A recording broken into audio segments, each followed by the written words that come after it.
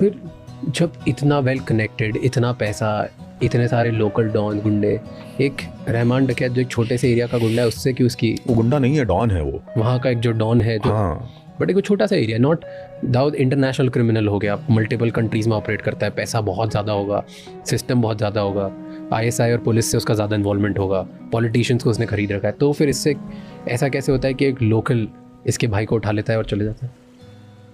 इसमें दो बातें हैं।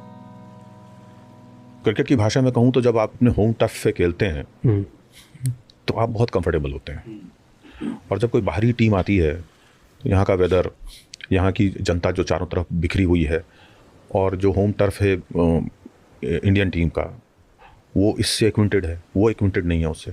बॉल कैसे स्विंग लेगी, क्या करेगी, किस दिशा में जाएगी, उनको कुछ मालूम नहीं, तो एक असहज स्थिति बनती है, तो वहाँ पे वो ठीक से परफॉर्म नहीं कर सकता। वही चीज़ दाऊद के साथ थी।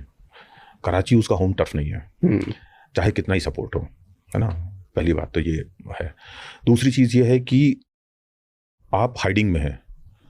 अगर आप अपना वो बुर्का फाड़ करके और खुलेआम लड़ने के लिए तैयारी दिखाते हैं तो वहाँ की सरकार आपको नहीं लड़ने देगी, आईएसआई नहीं लड़ने देगी, क्योंकि उनको इस बात का डर है कि अगर ये चीज़ हुई, यहाँ के अखबारों ने, चैनलों ने, खबरनवीसों ने, सहाफ़ियों ने इसको बहुत बड़े स्तर पे खड़ा कर दिया तो पाकिस्तान बदनाम होगा पूरी दुनिया में।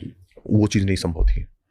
तो डिप्लोमेसी भी नाम की कोई चीज़ है जो देखनी होती है। भले ही आप रोग नेशन हैं, लेकिन डिप्लोमेसी फिर भी आपको संभालनी होती है। तो वो दूसरा एक बड़ा फैक्टर वो था। साबिर की हत्या कर दी तो उसने पूरा पठान गैंग बर्बाद कर दिया हिंदुस्तान में, मुंबई में एक एक को चुन चुन के मारा।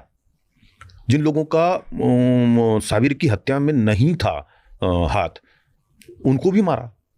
अब करीम लाला के जो भाई थे उनका कोई लेना देना नहीं था, वो तो उन गैंगस्टर एक्टिविटीज में शामिल भी नहीं थे वो बंदे।